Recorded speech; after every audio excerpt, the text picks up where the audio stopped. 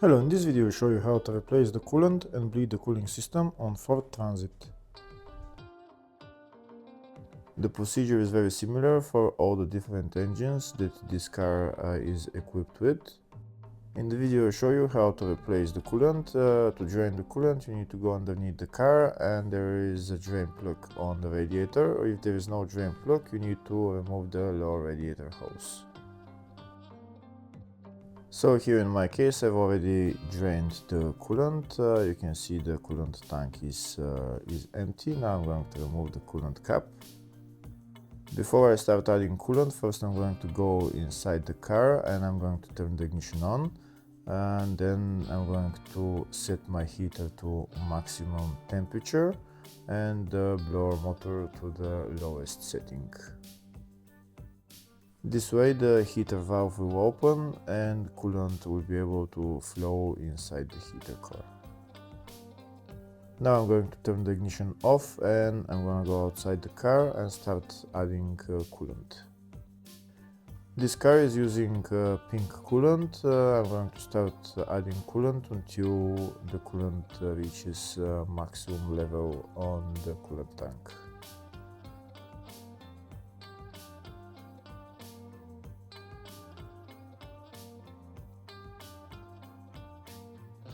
We can see as I'm adding, it's continuing to drop because air is coming out.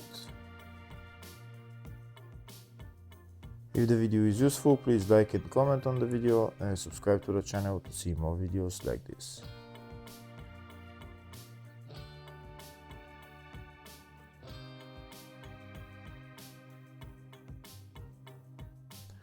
We can see there is still air coming out and the coolant level is continuing to drop. We're going to wait a little bit and add some more coolant.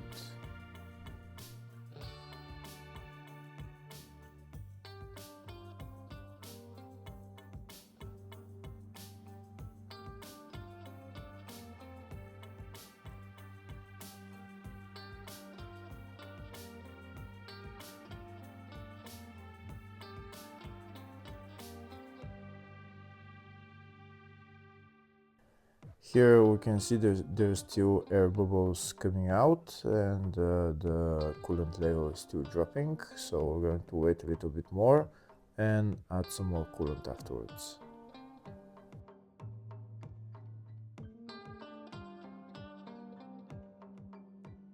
To help get the air out quicker, I'm going to start squeezing the lower and upper radiator hoses. Here's the lower radiator hose. I'm going to start squeezing it and you see how there is going to be some air coming out and the coolant level will drop. Squeeze it like that for a while and you see how the coolant will start dropping. After the coolant level stops dropping while pressing the lower radiator hose, start pressing the upper radiator hose as well, and then add some more coolant afterwards.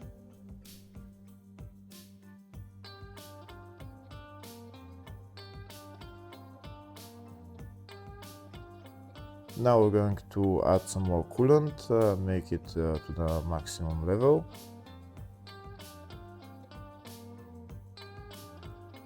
Now that coolant is to the maximum level, I'm going to remove the funnel. I'm not going to put on the coolant cap, I'm going to leave it out and I'm going to go inside the car and start the car.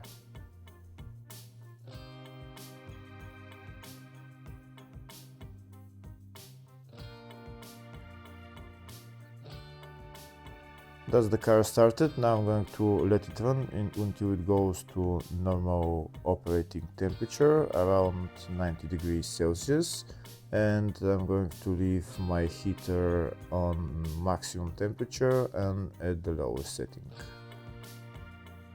I'm going to let the car run and I'm going to go outside the car and check the coolant level.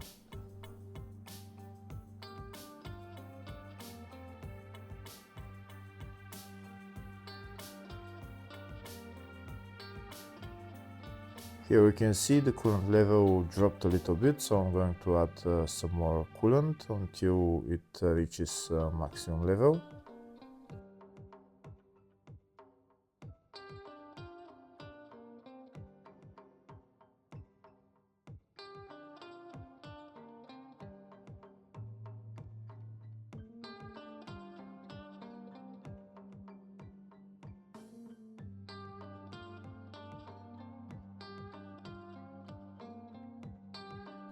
The coolant is at maximum level now, so now I'm going to let the car run until it reaches normal operating temperature. Once the car reaches normal operating temperature, the heating should start blowing hot air. We can see now it's at normal operating temperature. If it's not blowing hot air yet, maybe rev the car for at around 2000 RPM for couple of minutes until it starts blowing hot air. When the heater starts blowing hot air, that means that the old air pockets are gone and the cooling system has been bled. We continue to press the accelerator pedal, keeping it at around 2500 RPM, and wait for the heater to start blowing hot air.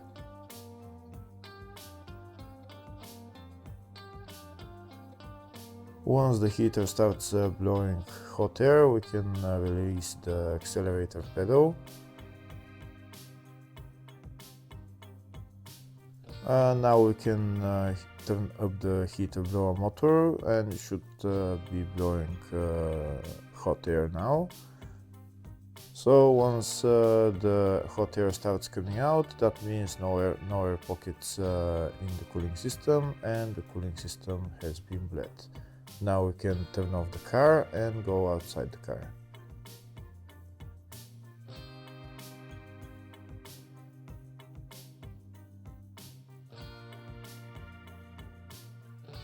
We're going to check the coolant level. We can see it's at maximum. If it's not at maximum, you can add some more and then put the coolant cap on and tighten it. Very important, when the car gets cold, check the coolant level again, and if it needs to be added more, just add some more. Next, I'll show you the whole procedure in the service manual of the bleeding procedure for this car. Hopefully the video was helpful. Please like and comment on the video and subscribe to the channel. Thank you.